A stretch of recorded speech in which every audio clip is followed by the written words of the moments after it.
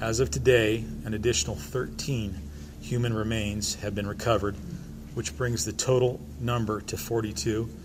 And if I understand, that makes this the deadliest fire in the history of the United States, a wildland fire in the history of the United States.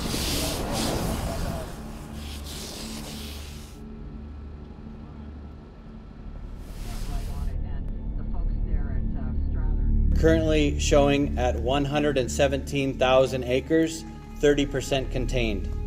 Total personnel assigned to the fire is 5,139. Total citizens evacuated, 52,000. And we're still showing 1,385 people that are in shelters.